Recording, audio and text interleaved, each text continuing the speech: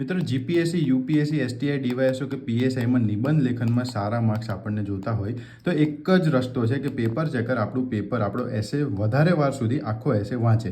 હવે એના માટે આપણે ઇન્ટ્રોડક્શન આપણી પહેલી છાપ જ સારી છોડવી પડશે. તો એના માટે મેં 70 અલગ અલગ ટાઈપના ઇન્ટ્રોડક્શન અહીંયા ગોઠવ્યા છે તમારા માટે કે જે બહુ જ યુનિક છે.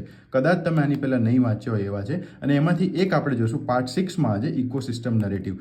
ઇકોસિસ્ટમ નરેટિવમાં આપણે 3 અલગ અલગ એક્ઝામ્પલ્સ જોઈએ. નદીઓનું પ્રદૂષણ અને માનવ જવાબદારી, જંગલોનો વિનાશ કે વન્યજીવન સંરક્ષણ. હવે સમજો કે આ પોતે જ એ લોકો બોલતા હોય એવી રીતના પોતે જ નરેટ કરતા હોય એવી રીતના આપણે લખવું હોય તો નદી માટે આપણે એવું લખી શકીએ કે હું ગંગા છું, ગંગા નદી જ પોતે બોલે છે.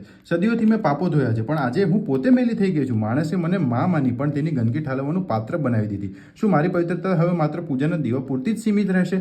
જંગલ માટે હું ગીરની છેલ્લું ઝાડ છું. મારા સાથીદારો વિકાસના નામે કપાઈ ગયા છે. આજે સિંહ મારા છાયડામાં બેઠો છે પણ કાલે જ્યારે હું નહીં હોઉં ત્યારે એ ક્યાં જશે? શું માણસને સમજાતું નથી કે મારો વિનાશ એ તેનો પોતાનો વિનાશ છે?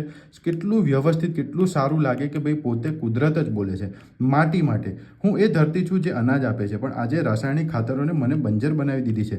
માણસની ભૂખ એટલી વધી ગઈ છે કે તે મારું સર્વસ્વ નીચોવી રહ્યો છે. આવી રીતના ઇનોવેટિવલી અગર આપણે લખીએ તો સામેવાળાને બી લાગે કે આણે કંઈક સરસ લખ્યું હશે, મને વાંચવા દે. ને જ્યારે એ વાંચશે એટલે આપણને માર્ક્સ સારા આપશે.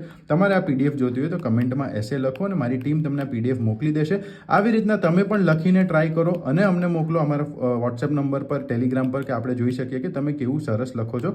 જય હિન્દ, જય ભારત. પાર્ટ 7માં પાછા મળીએ.